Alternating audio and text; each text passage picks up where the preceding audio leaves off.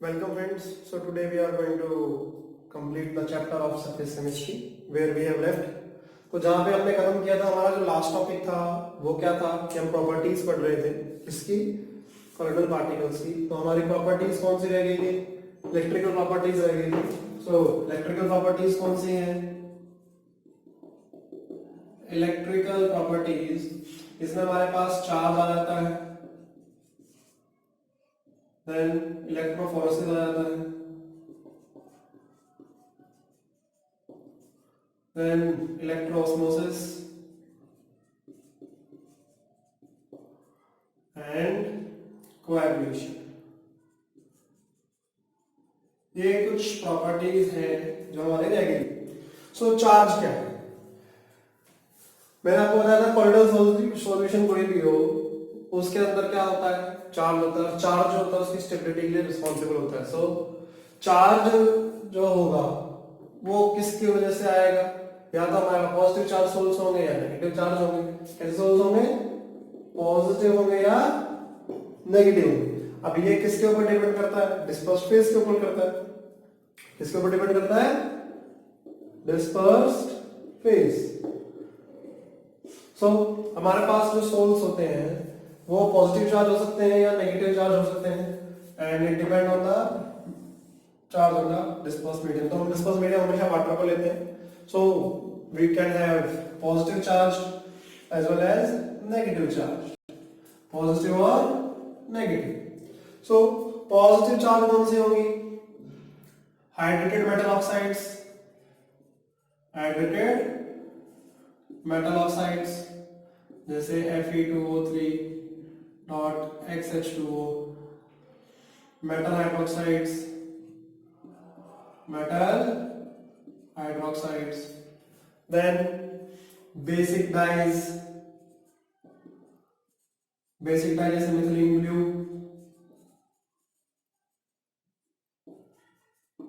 Right, then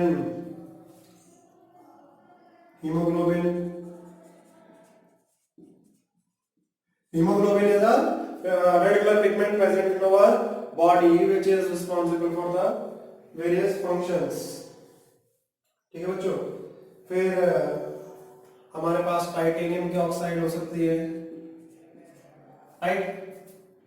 so negative charge source में हमारे पास क्या आएंगी? मेटल की सल्फाइड्स आ जाएंगी, मेटल सल्फाइड्स जैसे आर्सेनिक सल्फाइड आ गई, राइट। फिर एसिडिक डाइज आ जाएगी, एसिडिक डाई जैसे एओसिन हो गई। कैसे हो गई? एओसिन, राइट। फिर क्या कहते हैं तो आपके पास मेटल के सोल्स होते हैं, कौन से? Metal sols. Metal sols are also negatively charged sols. ठीक है बच्चों। फिर हमारे पास गम, जिलेटिन, स्टार्च वाले जो इलेक्ट्रोलिसिस में आते हैं, गम, जिलेटिन, स्टार्च, राइट। सो जो हमारे पास सॉल्यूशन है उसके ऊपर चार्ज है तो पॉजिटिव चार्ज सोल होगा या फिर हमारा नेगेटिव चार्ज होगा। इसमें हमारा डिस्पर्शन मीडियम, अगर पॉजिटिव चार्ज सोल है तो हमारा डिस्पर्शन मीडियम पे नेगेटिव चार्ज होगा, और अगर हमारे पास नेगेटिव चार्ज सोल है तो डिस्पर्शन मीडियम पे हमारा पॉजिटिव चार्ज होगा। और डिस्पर्शन मीडियम में किस पे मान के चलते हैं? वाटर को मान के चलते हैं। किसको मान के चलते हैं? वाटर को मान के चलते हैं। ठीक है बच्चे। फिर जो हमारे पास जो चार्ज है, ये जो चार्ज आता है, ये चार्ज किसकी वजह से आता है? How the charge is being present on the soles. तो चार्ज किसकी वजह से आता है? चार्ज कैसे आ सकता है? It is due to rubbing of the colloidal particles. जो colloidal particles है जब वो रब करेंगे तो उसकी वजह से हमारे पास चार्ज आ सकता है, राइट। It is electrodispersion. इलेक्ट्रोडिस्पर्शन किसमें आएगा? जो हमने पीछे पढ़ा था ब्रेडिंग आर्क मेथड, उसके अंदर से। तो उसके अंदर से क्या आ सकता है? चार्ज आ सकता है, राइट। फिर प्रेफरेंशियल एडजॉर्प्शन, क्या है? Preferential adsorption. फिर dissociation of the molecules, dissociation of the molecules and then forming aggregates.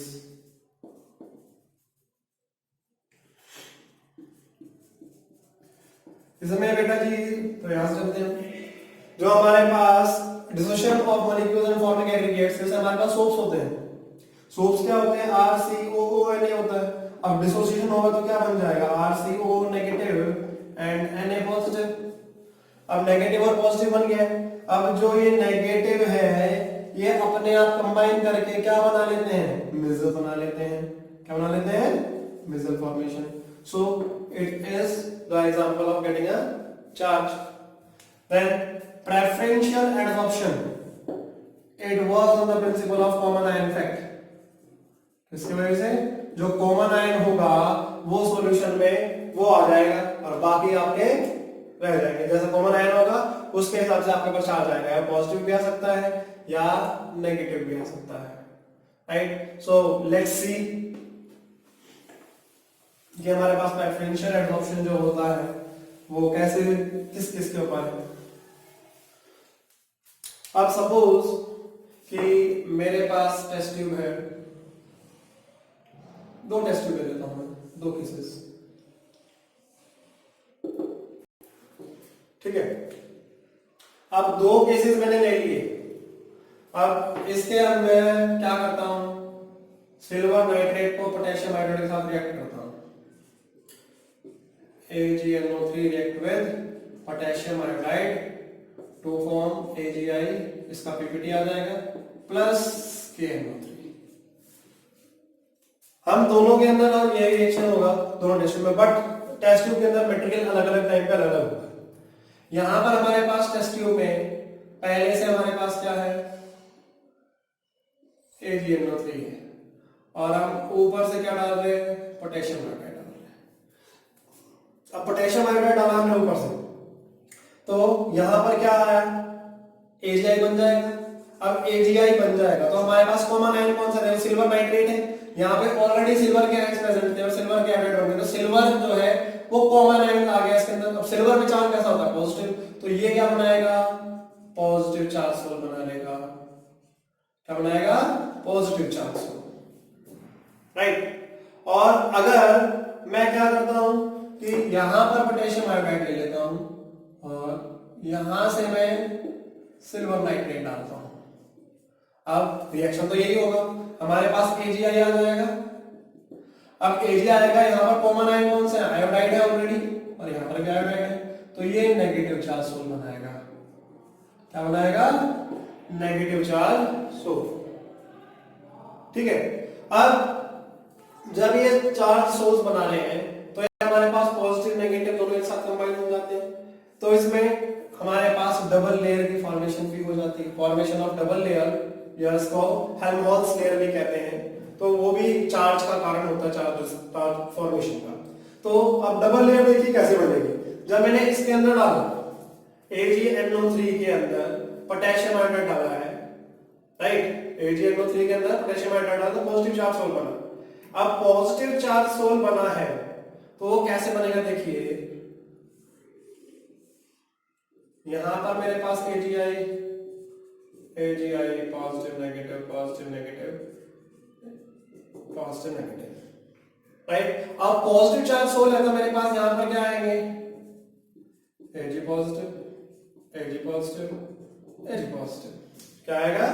Ag positive और Ag पॉजिटिव, और यहां पर NO3 negative NO3 negative NO3 negative.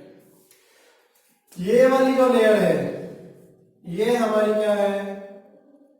Fixed layer है। क्या है? Fixed layer. और ये वाली जो लेयर है ये हमारी क्या है? डिफ्यूज्ड लेयर है। क्या है? Diffused layer. तो हमारे पास ये डबल लेयर बन जाती है, formation of double layer, fixed layer and diffuse layer, right. इसको हम क्या कहते हैं,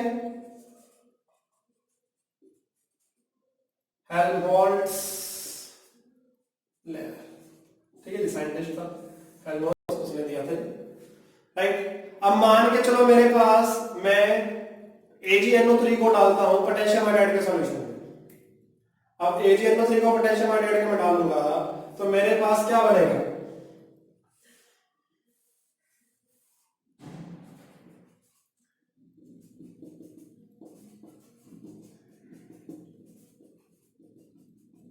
Ag पॉजिटिव आई नेगेटिव, Ag पॉजिटिव आई नेगेटिव। अब यहां पर देखो कॉमन आयन क्या है हमारे पास, आयोडाइड। यहाँ पे कॉमन आयन सिल्वर था तो ये सिल्वर यहाँ पे आया था। यहाँ पे कॉमन आयन हमारे पास क्या है, आयोडाइड है, तो यहाँ पर हमारे पास आई नेगेटिव, आई नेगेटिव, आई नेगेटिव और आई नेगेटिव। और इधर हमारे पास क्या आएगा, के पॉजिटिव, के पॉजिटिव, के पॉजिटिव और के पॉजिटिव। ये हमारी फिक्स लेयर हो जाएगी, ये हमारी डिफ्यूज लेयर हो जाएगी। क्या हो जाएगी, फिक्स लेयर और डिफ्यूज लेयर।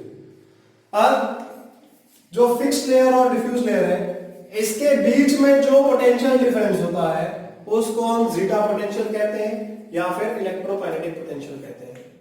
क्या,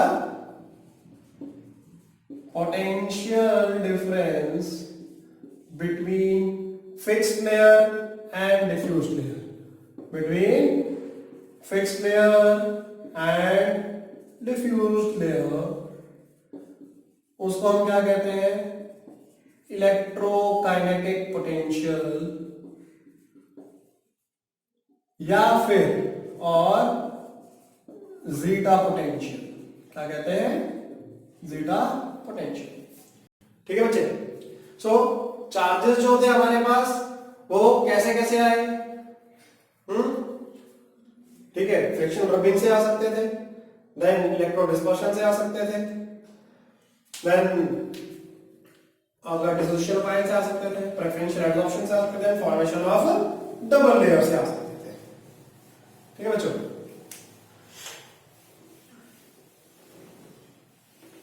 अब जो हमारी चार्ज के बाद आती है दैट इज इलेक्ट्रोफोरेसिस। क्या है, इलेक्ट्रोफोरेसिस। सो इलेक्ट्रोफोरेसिस क्या है,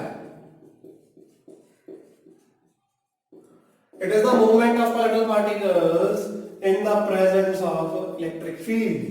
क्या है, movement of collateral particles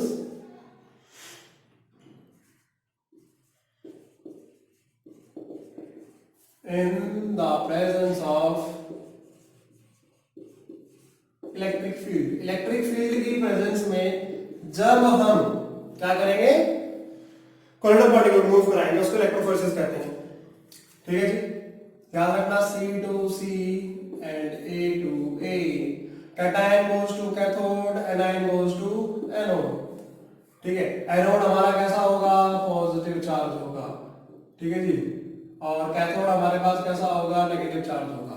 तो जब इलेक्ट्रिक फील्ड डालेंगे तो वो अपोजिट प्लेट की तरफ मूव कर जाएंगे, उसको हम क्या कहते हैं, इलेक्ट्रोफोरेसिस कहते हैं। क्या कहते हैं, इलेक्ट्रोफोरेसिस। ठीक है जी, इसको डायग्रामेटिकली अगर देखें,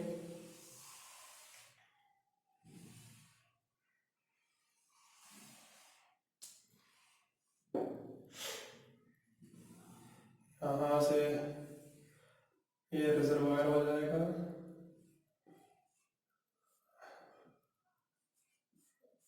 ये स्टॉप, ओके। ठीक है जी, ये हमारे पास रिजर्वायर,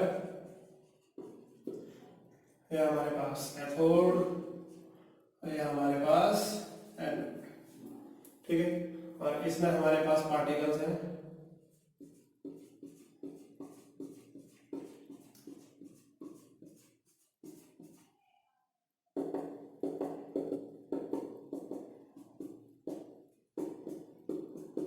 जब हम इलेक्ट्रिक फील्ड डालेंगे तो उसके बाद क्या होगा, जो इतने भी ये नेगेटिव चार्ज हैं ये एनोड की तरफ डिपॉजिट हो जाएंगे, और जब यहां से निकल के जाएंगे तो ये सारे इलेक्ट्रॉन्स जो हैं ये इधर डिपॉजिट हो जाएंगे।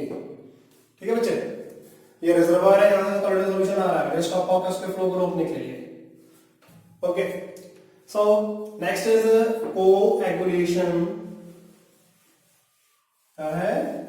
Coagulation and electroosmosis. तो इलेक्ट्रोऑस्मोसिस क्या है? Electroosmosis, it is the movement of dispersed medium in the presence of electric field. क्या है? It is the movement of particles of dispersed medium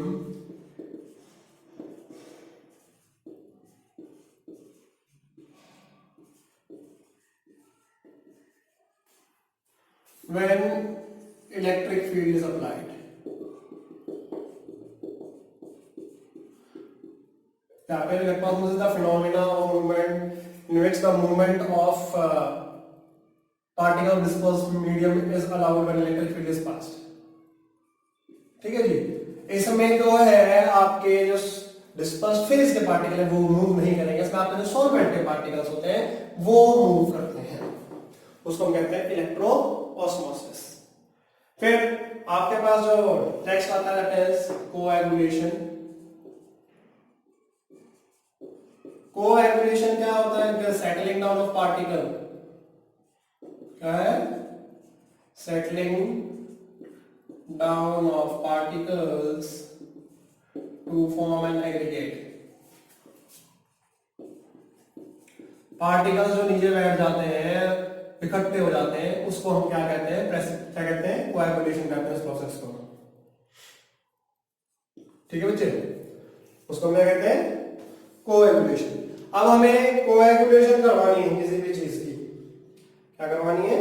किसी भी चीज की अगर हमें कोएगुलेशन करवानी है तो वो कोएगुलेशन जो है किस पे डिपेंड करेगी? क्या क्या चीजें हैं जिसमें हम कोएगुलेशन करवा सकते हैं? कौन से मेथड हैं? जैसे कि पहला इलेक्ट्रोफोरेसिस। क्या है? इलेक्ट्रोफोरेसिस। इलेक्ट्रोफोरेसिस करेंगे तो अपोजिट चार्ज प्लेट की तरफ चले जाएंगे। भाई आपके पास इलेक्ट्रोलाइट मिनिमम अमाउंट में चाहिए होता है, आप वो इलेक्ट्रोलाइट को खत्म कर दो, या आपके पास सोल है, इलेक्ट्रिक फील्ड में डाल अपोजिट चार्ज प्लेट में चले जाएंगे, तो उसकी वजह से आपका जो है सेटल डाउन हो जाएगा। राइट? Prolong dialysis. क्या कीजिए? Prolong dialysis. हमारे पास थोड़े अमाउंट में इलेक्ट्रोलाइट था, हमने क्या किया? डायलिसिस करते चले गए और बढ़ते चले गए, जो उसका इलेक्ट्रोलाइट था वो हमने खत्म कर दिया। अब खत्म कर दिया तो उसकी वजह से क्या हो गया? वो सेटल डाउन कर जाएगा। By mixing opposite charge soles। भाई आपके पास अगर पॉजिटिव चार्ज सोल है, हम क्या करते हैं? उसमें नेगेटिव चार्ज सोल डाल देंगे। अब नेगेटिव चार्ज डाल देंगे तो उसकी वजह से क्या होगा? उसकी म्यूचुअल कोएगुलेशन हो जाएगी और वो न्यूट्रल हो जाएगा, तो म्यूचुअल कोएगुलेशन नीचे सेटल डाउन कर जाएगा। देन बाय बॉइलिंग,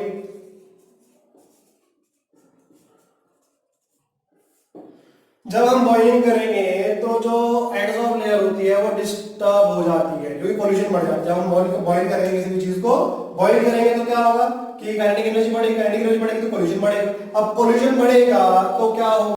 जो एडसॉर्ब लेयर है ऊपर वो डिस्टर्ब हो जाती है और चार्ज जो है वो सेटल डाउन कर जाता है। इसकी वजह से उसकी स्टेबिलिटी खत्म हो जाती है। ठीक है बच्चे? फिर बाय एडिंग एक्सेसिव इलेक्ट्रोलाइट। जब हम एक्सेसिव इलेक्ट्रोलाइट डाल देंगे, ज्यादा अमाउंट में इलेक्ट्रोलाइट डालेंगे तो क्या होगा? इलेक्ट्रोलाइट डाल दिया, अब इलेक्ट्रोलाइट डाला तो क्या होगा कि जो हमारे पास सोल है वो क्या करेगा? जो हमारे इलेक्ट्रोलाइट पे चार्ज है उसके अपोजिट चार्जेस पर मूव कर जाएगा, पॉजिटिव वाले नेगेटिव की तरफ जाएंगे, नेगेटिव पॉजिटिव की तरफ, जिसकी वजह से उसका चार्ज खत्म और वो क्या कर जाएगा? नीचे घट जाएगा और कोएगुलेशन हो जाएगी। ठीक है बच्चों? ओके, नाउ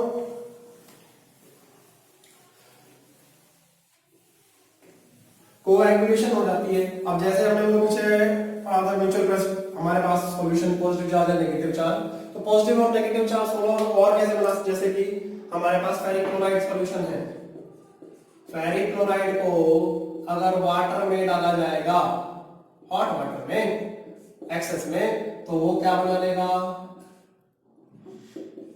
Fe2O3.XH2O और Fe3 positive. It is due to the adsorption of ferric ions. किसकी वजह से? फेरिक आयंस की वजह से। और ये कैसा बन जाएगा? पॉजिटिव चार्ज बन जाएगा। अब मान के चलो हमें क्या करना है, नेगेटिव चार्ज हो चाहिए, तो मैं फेरिक क्लोराइड को बेस के साथ में डाल दूंगा। अब बेस के साथ डालूंगा तो ये Fe2O3.XH2O, राइट, और यहां पर क्या आएगा? OH negative. OH नेगेटिव क्यों आएगा? क्योंकि ये जो एडसॉर्ब करेगा कौन से आयंस करेगा? हाइड्रोक्सिल आयंस जो है उसकी एडसॉर्प्शन कर लेता है, उसकी वजह से इसमें क्या आता है? नेगेटिव चार्ज बन जाता है। क्या बन जाता है? Negative charge. अब जो हमारे पास कोएगुलेशन है, कोएगुलेशन कर रहे हैं, तो कोएगुलेशन हो रही है, हमने क्या कर दिया? उसके पार्टिकल्स को बिठा दिया। अब जो हमारे पास कोएगुलेटिंग वैल्यू होती है वो क्या होती है? फिर जो हमारे पास कोएगुलेटिंग वैल्यू है वो क्या होती है? Coagulating value is the amount of electrolyte required to cause the precipitation, right. Coagulating value और फ्लोटेटिंग वैल्यू क्या है? It is the minimum amount of electrolyte required in millimoles per liter to cause precipitation in 2 hours, उसको हम कहते हैं क्या? Coagulating value. अब हमारे पास थोड़ा सा डिफरेंस है, एक फ्लोक्युलेशन होता है और एक कोएगुलेशन होता है। थोड़ा सा इसका डिफरेंस ले लेते हैं। तो फ्लोक्युलेशन और कोएगुलेशन में क्या फर्क है? दोनों ही सेटलिंग डाउन ऑफ पार्टिकल है, बट फ्लोक्युलेशन में क्या होता है? Small amount of electrolyte is added, small amount of electrolyte is added. आप स्मॉल अमाउंट ऑफ इलेक्ट्रोलाइट डालेंगे तो फ्लोक्युलेशन होगा, ये रिवर्स कर सकते हैं, simply mixing with water we can reverse it. Whereas coagulation कब होगा? जब लार्ज अमाउंट में इलेक्ट्रोलाइट डाला जाएगा, large amount of electrolyte is added. अब लार्ज अमाउंट डालेंगे, ये इररिवर्सिबल है। क्या है? Irreversible it is. कोएगुलेशन जो होता है वो क्या होता है हमारे पास? इररिवर्सिबल होता है, इसको हम रिवर्स नहीं कर सकते हैं। किसको? कोएगुलेशन में। जबकि फ्लोक्युलेशन में क्या होता है हमारे पास? स्पेसिफाइड अमाउंट में प्रेजेंट होता है, उसको हम अगर सॉल्वेंट में डालेंगे तो वो रिवर्स भी कर जाएगा। क्या कर जाएगा? रिवर्स भी। ठीक है बच्चे? सो हमारी जो कोएगुलेटिंग पावर होती है या कोएगुलेशन वैल्यू जो होती है वो क्या होती है? Coagulation value minimum amount of electrolyte that must be added in 1 liter of the solution to bring about the complete coagulation. ठीक है बच्चे? What is coagulating value? Coagulating value, coagulating value क्या होती है? It is the minimum amount of electrolyte required at millimoles per liter to cause the precipitation of the ions. ठीक है जी? Precipitation कराने के लिए हमें मिनिमम अमाउंट में कितना इलेक्ट्रोलाइट चाहिए उसको हम कोएगुलेटिंग वैल्यू कहते हैं। ठीक है जी? अब कोएगुलेटिंग पावर जो होती है, ठीक है जी, वो इनवर्सली प्रोपोर्शनल है। Coagulating power is inversely proportional to coagulating value. जिसकी कोएगुलेटिंग वैल्यू कम होगी उसकी जो कोएगुलेशन पावर है, सेट जो आपको सेटल डाउन करवाना है, प्रेसिपिटेशन करवानी है, वो उसकी ज्यादा होगी, राइट। सो हार्डी-स्कूल्स रूल आता है। इसके बाद क्या आता है हमारे पास? Hardy Schulze rule. हार्डी-स्कूल्स रूल क्या कहता है? हार्डी-स्कूल्स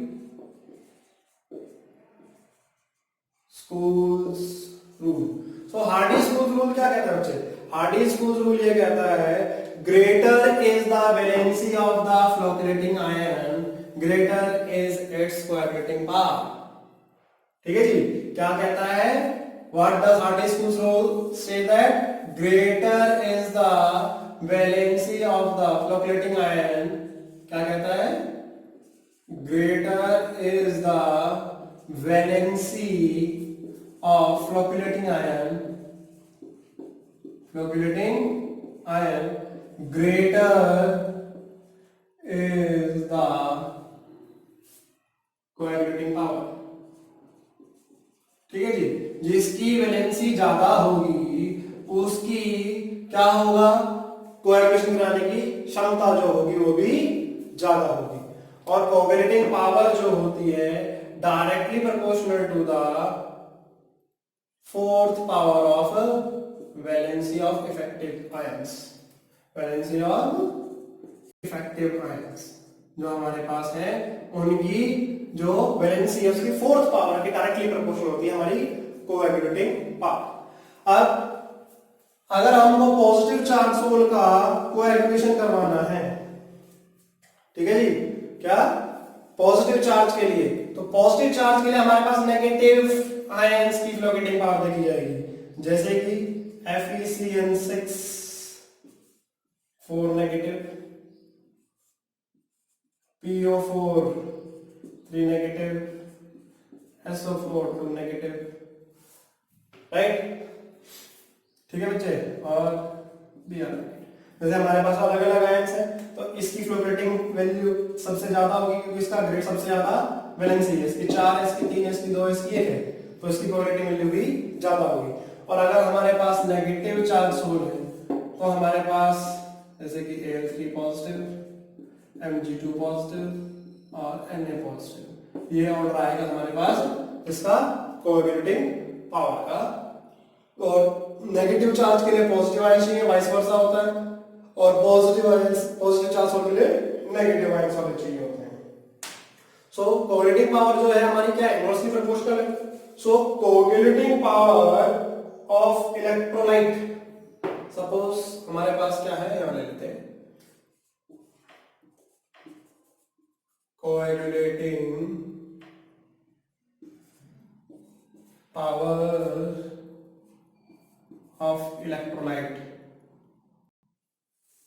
1, यहां पर coagulating power of electrolyte 2 is equal to क्या आएगा, यहां पर coagulating value of electrolyte 2 upon coagulating value of electrolyte 1। मैंने आपको बताया कोएगुलेटिंग पावर जो होती है वो क्या है, इनवर्सली प्रोपोर्शनल है किसके, इलेक्ट्रोलाइट की कोएगुलेटिंग वैल्यू होगी। तो इससे भी आपको न्यूमेरिकल दे सकते हैं निकालने के लिए, अगर कंपटीशन में, वैसे बोर्ड में नहीं पूछा था, कंपटीशन में पूछ सकते हैं, बट एक क्वेश्चन पूछ सकते हैं कि कैसे वेरी करता है, किसके हिसाब से है, कि इनवर्सली प्रोपोर्शनल है या डायरेक्टली प्रोपोर्शनल है, किस हिसाब से वे चेंज करते हैं। ठीक है जी। अब नेक्स्ट जो आता है हमारे पास वो क्या है कि जो हमारे पास सॉल्यूशंस हैं, लायोफिलिक सोल्स हैं और लायोफोबिक सोल्स हैं। अब स्टेबिलिटी किसकी वजह से, तो जो हमारे लायोफिलिक सोल्स होते हैं, लायोफिलिक सोल्स, उनकी स्टेबिलिटी जो होती है दो फैक्टर की वजह से होती है। किसकी वजह से होती है, एक तो सॉल्वेशन की वजह से होती है और एक हमारे पास किसकी वजह से होती है, चार्ज की वजह से होती है। ठीक है जी। और लायोफोबिक की जो होती है, लायोफोबिक की किसकी वजह से होती है, सिर्फ चार्ज की वजह से होती है। तो अगर हमें लायोफिलिक सोल्स की कोएगुलेशन करवानी है तो हमें ये दोनों चीजें खत्म करनी पड़ेगी, सॉल्वेशन भी खत्म करना पड़ेगा और हमें चार्ज भी खत्म करना पड़ेगा। अगर हमें लायोफिलिक सोल्स की क्या करनी है, कोएगुलेशन करवानी है, तो हमें क्या करना पड़ेगा, इसका चार्ज भी खत्म करना पड़ेगा और इसका सॉल्वेशन भी। जबकि लायोफोबिक के लिए सिर्फ हमें चार्ज खत्म करना पड़ेगा। ठीक है जी। जैसे कि अल्कोहल और एसीटोन को अगर हम डाल दें लायोफिलिक सोल में, क्या, if we add alcohol or acetone to lyophilic sols, dehydration occurs। क्या होगा, डिहाइड्रेशन हो जाएगी। अब डिहाइड्रेशन हो जाएगी उसके बाद में क्या चार्ज आएगा, चार्ज को खत्म करना, तब क्या कर देंगे, इलेक्ट्रोलाइट डाल देंगे। क्या डाल देंगे, इलेक्ट्रोलाइट डाल देंगे। जबकि लायोफोबिक के लिए हमें सिर्फ क्या करना है, उसको प्रेसिपिटेशन कराने के लिए एडिशन ऑफ इलेक्ट्रोलाइट करनी है। सिर्फ एडिशन ऑफ इलेक्ट्रोलाइट करेंगे तो लायोफोबिक सोल्स का हमारे पास क्या हो जाएगा, खत्म हो जाएगा। अब नेक्स्ट जो आता है वो क्या हमारे पास, प्रोटेक्टिव कॉलाइड्स। प्रोटेक्टिव कॉलाइड किसे कहते हैं, प्रोटेक्टिव कॉलाइड कहते हैं हम लायोफिलिक सोल्स को। पूछ लेते हैं प्रोटेक्टिव कॉलाइड किसे कहते हैं। सो प्रोटेक्टिव कॉलाइड्स कौन से हमारे पास, प्रोटेक्टिव कॉलाइड्स किसे कहा जाता है, लायोफिलिक सोल्स को कहते हैं। Lyophilic soles are known as protective colloid. These are used to protect the lyophobic soles. Lyophobic को प्रोटेक्शन देते हैं कौन, लायोफिलिक। ये क्या कर लेंगे, ये उसके ऊपर एक लेयर बना लेंगे। जैसे हमारे पास ये लायोफोबिक है, क्या है, लायोफोबिक। अब यहां पर हमारे पास ये लायोफिलिक सोल्स आ जाएंगे, प्रोटेक्टिव कॉलाइड।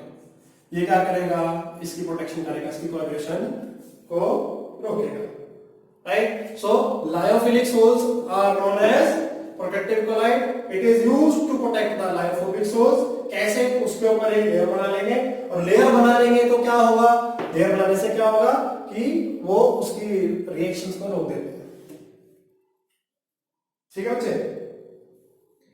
फिर हमारे पास आ जाता है एक गोल्ड नंबर।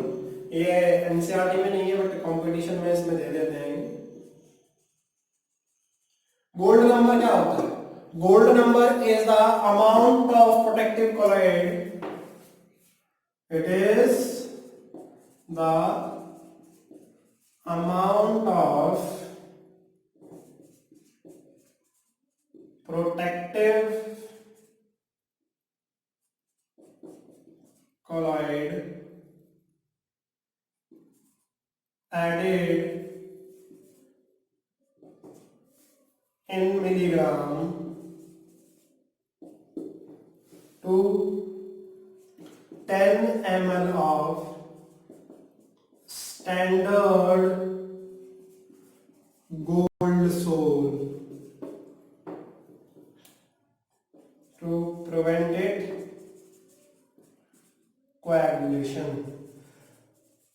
कोएगुलेशन रोकने के लिए हमें कितना प्रोटेक्टिव कॉलाइड चाहिए, जो कि 10 ml of standard gold sol में डाला जाता है।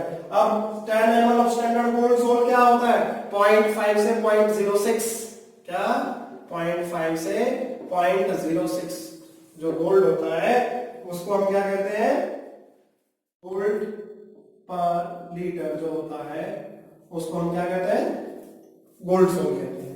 और कितना, टू प्रोवाइड उसकी हम क्या करते हैं, कोएगुलेशन रोक देते हैं। कब, जब 1 ml of 10% NaCl is added. ठीक है जी, उसको हम कहते हैं गोल्ड नंबर। ठीक है बच्चे। सो यहां पे हमारा कौन सा टॉपिक खत्म हुआ, जो हमारी प्रॉपर्टीज वगैरह थी, चार्ज वगैरह का, उससे। इसके बाद जो हमारे पास टॉपिक आता है वो कौन सा आता है, इमल्शन का आता है। इसका इमल्शन,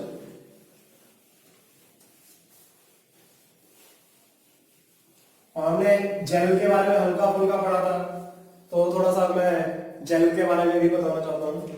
सो जेल क्या होता है, लिक्विड एंड सॉलिड का, लिक्विड एंड सॉलिड का जो कोलिडल सोल होता है उसको हम क्या कहते हैं, जेल कहते हैं।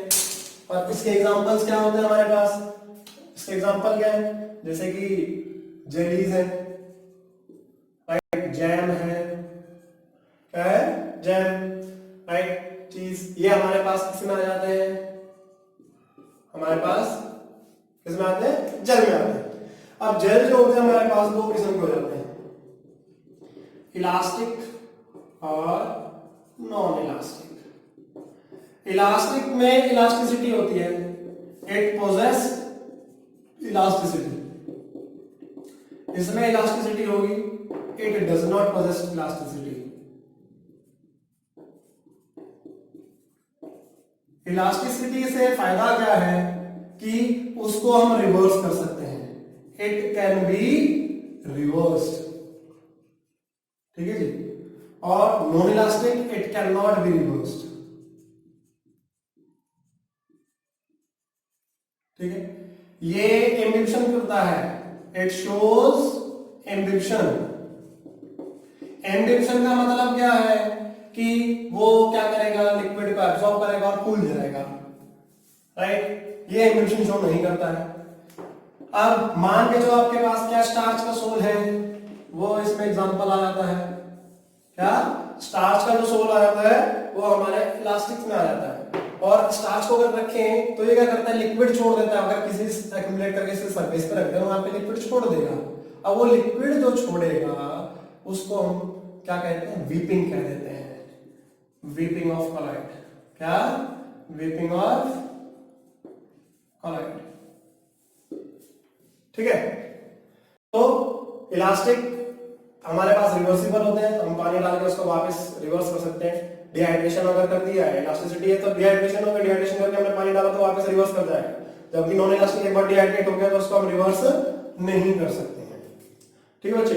ये तो हमारे पास था जल के बारे में। अब इसके बाद जल के बाद हम लेते हैं इमल्शन का टॉपिक लेंगे। सो इमल्शन क्या होता है, what is emulsion? Emulsion is defined as a colloidal solid liquid in liquid. क्या? So emulsion. Emulsion क्या है? It is a colloid. It is a colloid in liquid. जहां पर हमारे पास डिस्पर्स फेज और डिस्पर्स मीडियम दोनों ही लिक्विड होंगे, उसे हम क्या कहते हैं, इमल्शन कहते हैं। क्या कहते हैं? इमल्शन। अब इमल्शन जो होती है ये दो कैटेगरी में आ जाती है, ऑयल इन वाटर या फिर water in oil. Oil in water में वाटर डिस्पर्स मीडियम होगा और ऑयल डिस्पर्स फेज होगा। वाटर ऑयल में हमारे पास डिस्पर्स मीडियम ऑयल होगा और वाटर क्या होगा, डिस्पर्स फेज होगा हमारे पास, ठीक है जी। ऑयल वाटर का एग्जांपल हमारे पास क्या है, मिल्क एंड वैनिशिंग क्रीम्स, ठीक है जी। वाटर ऑफ इन ऑयल का क्या है, butter, cream, right? Then cod and liver, ठीक है जी। क्या? cod and liver, ये हमारे पास किसके एग्जांपल है? तो cod and liver oil जो भी, या फिर हम कह सकते हैं cod liver oil जो है, ये हमारे पास किसका एग्जांपल है, वाटर एंड ऑयल। अब इमल्शन जो होते हैं इमिसिबल होते हैं, इमिसिबल है तो घुलेंगे नहीं। अब घुलेंगे नहीं तो हमें क्या चाहिए, स्टेबिलिटी प्रोवाइड करनी है। अब स्टेबिलिटी प्रोवाइड करनी है तो इनको स्टेबिलिटी प्रोवाइड करने के लिए हमें क्या डालना पड़ेगा, इमल्सिफाइंग एजेंट डालने पड़ेंगे। क्या डालने पड़ेंगे, इमल्सिफाइंग एजेंट। अब इमल्सिफाइंग एजेंट क्या देते हैं, या फिर इमल्सिफायर्स कहते हैं, जो कि इसको स्टेबिलिटी प्रोवाइड करते हैं, किसको, इमल्शंस को, ठीक है। अब इमल्शन को स्टेबिलिटी देंगे तो दोनों टाइप के लिए, ऑयल इन वाटर हो या फिर वाटर इन ऑयल हो, दोनों के लिए हमारे पास अलग अलग का इस्तेमाल किया जाता है। जैसे प्रोटीन, गम, प्रोटीन हो या गम हो, नेचुरल और सिंथेटिक सोप्स, ये किस में आएंगे बच्चे, ये हमारे पास आएंगे ऑयल इन वाटर में। क्या आएंगे, ऑयल इन वाटर के लिए प्रोटीन, गम, जिलेटिन, राइट, ये सब किसके अंदर आ जाता है, हमारे इसके अंदर आता है। जिलेटिन भी रहेगा, जिलेटिन वगैरह हमारे आइसक्रीम्स में भी डाला जाता है प्रेसिपिटेशन के लिए, ठीक है जी, इमल्सिफाइंग एजेंट। जबकि वाटर इन ऑयल के अंदर हमारे पास लैम्प ब्लैक, क्या आता है, lamp black,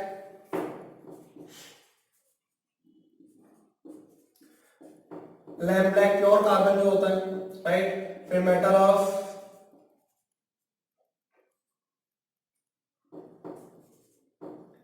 fatty acids, metal salts of fatty acids, ठीक है बच्चे। या फिर हमारी लॉन्ग चेन अल्कोहल्स भी हम डाल सकते हैं इसमें, लॉन्ग चेन अल्कोहल्स। ठीक है। सो इमल्शंस क्या होती हैं? लिक्विड एंड लिक्विड, जिसमें हमारे पास क्या हो सकता है? ऑयल वाटर होता है, वाटर ऑयल। ऑयल वाटर में हमारे पास डिस्पर्शन मीडियम वाटर होगा, वाटर ऑयल में हमारे पास डिस्पर्शन मीडियम क्या होगा? ऑयल होगा। एग्जांपल्स हो गए, एग्जांपल याद रखने बच्चे। इमल्सिफाइंग एजेंट क्या होता है? जो इमल्शन को स्टेबिलिटी प्रोवाइड करते हैं, एक लेयर बना लेते हैं बीच में, जिसके कारण उनके पार्टिकल्स के साथ ये चेंज नहीं कर पाते हैं और स्टेबिलिटी दे देते हैं। इमल्सिफाइंग एजेंट ऑयल वाटर के हमारे पास क्या है? Protein, gelatin, natural synthetic soaps, gum. और वाटर ऑयल के लिए हमारे पास क्या है? लैम्प ब्लैक हो गया, फिर हैवी मेटल सॉल्ट्स और फैटी एसिड्स हो गए, और लॉन्ग चेन अल्कोहल्स हो गए।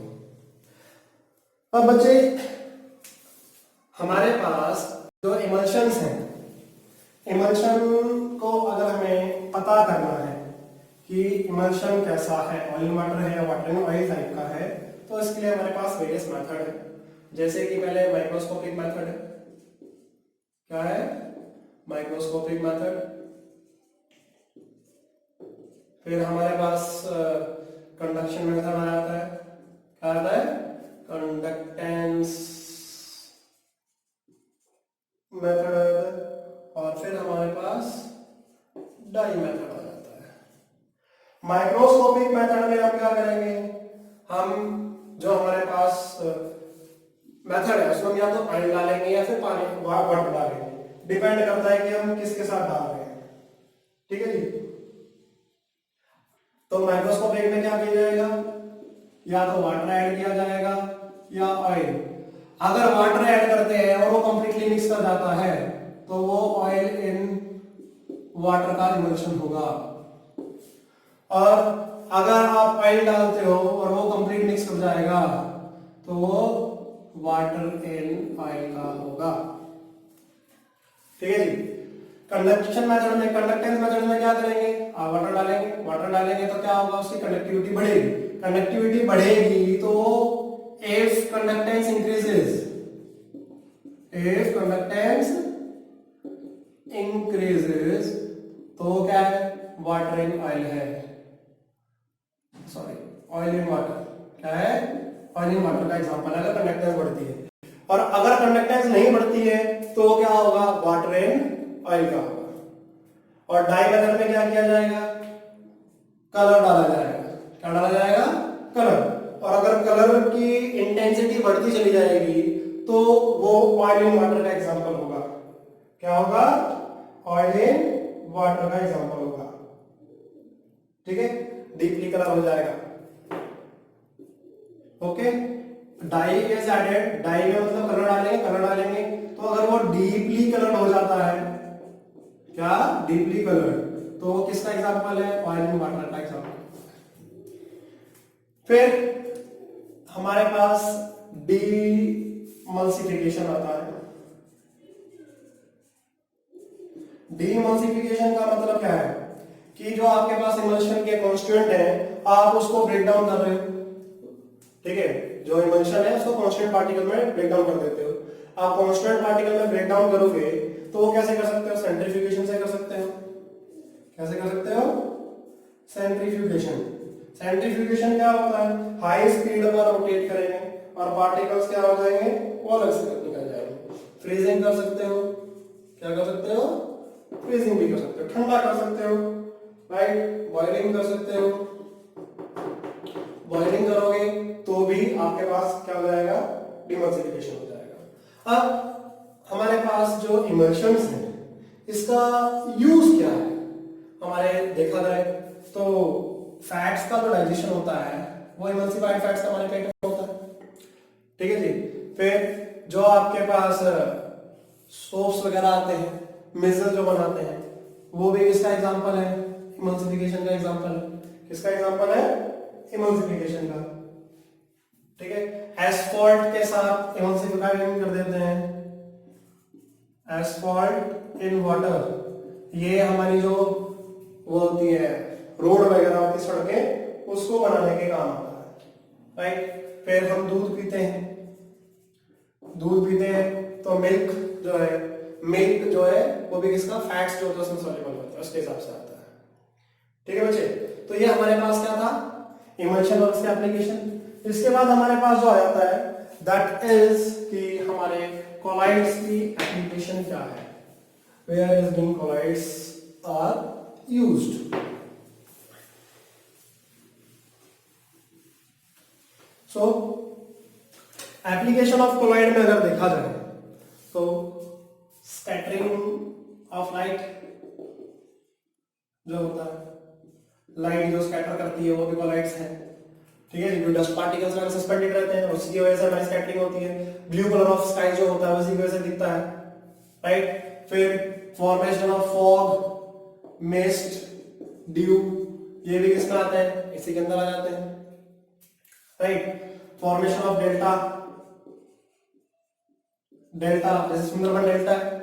अब डेल्टा कैसे बनता है, आपके पास क्या होगा कि जो वाटर है, रिवर वाटर लेके जा रहा है, उसके अंदर क्या है, क्ले, राइट। रिवर वाटर के अंदर जो है हमारे पास जा रहे पार्टिकल वो सी वाटर में मिक्स हो रहा है, सी वाटर में मिक्स होगा तो वहां पर उसके अंदर क्या बन जाता है, डेल्टा बन जाता है। क्या बन जाता है, डेल्टा, राइट। ठीक है बच्चे, फिर जो हमारे पास use of potash alum, potash alum जो होती है वो क्या करता है, वाटर की प्यूरिफिकेशन वगैरह के काम भी आता है, ठीक है। कोएगुलेशन करवाता है, सेटलिंग डाउन कराता है पार्टिकल्स की। या फिर कहीं आप नाइट वगैरह पे जाते हो और कहीं आपको कट लग जाता है तो वो आपको एक चीज रब करता है, इसको पोटैश एलम कहते हैं, फिट करिए, वो क्या करता है, कोएगुलेशन कराता है ब्लड के अंदर। हमारा जो ब्लड है वो भी क्या है, फेराइड्स है, एल्ब्यूमिनॉइड, एल्ब्यूमिनॉइड है मींस एल्ब्यूमिन से बनता है, तो वो क्या करता है, फेरिक का ब्रेक करके क्या बना देता है, इट फॉर्म अ पीपीटी, जिसकी वजह से हमारे पास क्या ब्लड जो है वो क्लॉट कर जाएगा। तब अगर हम क्या करेंगे, एफिशिएंसी जो हमारे पास है हम उसको लगाएंगे तो क्या होगा कि ये हमारे साथ रिएक्ट कर जाएगा, ठीक है बच्चे।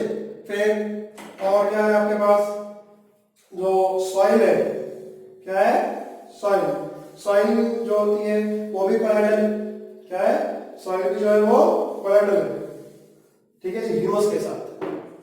Soil is a colloidal solution with humus, किसके साथ, ह्यूमस के साथ में ये कोलाइडल सॉल्यूशन होती है। फिर हम हलवा खाते हैं, that is also colloid, that is also colloid, ठीक है बच्चे।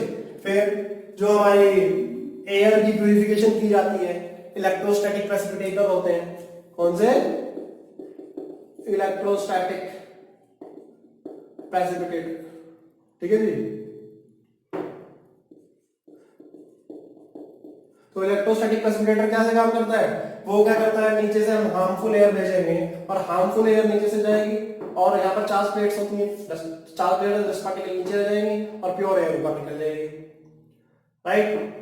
फिर जो हमारे पास टैनिंग ऑफ लेदर है, क्या है, tanning of leather, hardening of leather जो होती है उसको हम टैनिंग ऑफ लेदर कहते हैं। अब लेदर के ऊपर जो होता है वो कैसा होता है, जो जानवर की खाल होती है उसमें पॉजिटिव चार्ज होता है, and we add a chemical tannin to it जो कि नेगेटिव चार्ज है। जब दोनों कंबाइन करेंगे तो क्या करवा देंगे, कोएगुलेशन करवा देंगे, और कोएगुलेशन होगी तो सॉफ्ट क्या हो जाएगा, सेटल डाउन कर जाएगा और हार्ड हो जाएगा, क्या हो जाएगा, हार्ड, ठीक है जी। फिर पेंट इंडस्ट्रीज वगैरह जो होती हैं, पेंट वगैरह वो भी आपके कोलाइड्स हैं, लैक्वर वगैरह जो होते हैं वो सारे के सारे कोलाइड्स में आते हैं।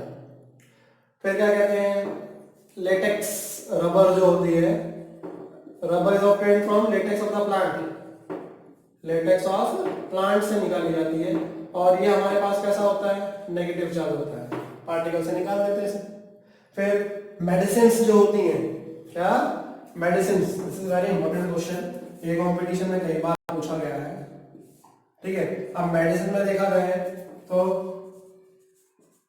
एग्रोमाइन जो होता है of silver, it is used as a eye lotion, ठीक है जी। फिर colloidal antimony is used for kala-azar, क्या, कोलाइडल एंटीमनी किसके लिए, kala-azar, kala-azar means black fever जो होता है उसके लिए इस्तेमाल किया जाता है। ठीक है जी। कोलाइडल गोल्ड जो होता है इंट्रामस्कुलर इंजेक्शंस, मतलब हमारे मसल्स के अंदर जो इंजेक्शंस दिए जाते हैं उसके अंदर इसका इस्तेमाल करते हैं, इसका कोलाइडल गोल्ड, इसका कोलाइडल गोल्ड। ठीक है बच्चे। फिर हमारे पास जो मिल्क ऑफ मैग्नीशिया, क्या है? Milk of magnesia. Milk of magnesia क्या होता है? Magnesium hydroxide, it is used as antacid. ये क्या है? एंटासिड है। ठीक है जी। ये भी क्या है? इमल्शंस जो होता है, ये भी इमल्शन है, और ये हमारे किसके काम आता है? एसिडिटी को दूर करने के काम आता है। ठीक है बच्चे। तो जितने भी हमारे पास वैक्सीन्स ये हमारे इस्तेमाल किए जा रहे हैं, ये colloidal vaccines are much better. ये बेटर क्यों होती है? क्वेश्चन पूछ लेते हैं, क्यों होती है भाई बेटर? क्यों? लार्ज सरफेस एरिया, क्या होता है? Large surface area, and they are easily assimilated. Assimilated का मतलब क्या होता है? Utilization of the absorbed food is known as assimilated, assimilation. ठीक है बच्चे। फिर और कहां इस्तेमाल किया जाता है कोलाइड्स का? जो हमारे सोप्स वगैरह होते हैं, leading action of soap, detergent वगैरह जो काम करते हैं, सोप एंड डिटर्जेंट्स, वो भी हमारे किस में आते हैं? वो भी हमारे किस में आते हैं बच्चे? कोलाइड्स का एग्जांपल है। फिर फोटोग्राफी इंडस्ट्रीज में इस्तेमाल किया जाता है, कहां पे? फोटोग्राफी। ठीक है बच्चे। Is it okay? So that's the uses of the colloids. That's all for the chapter. In the next lecture we will be starting with the new chapter. Thanks for watching the video.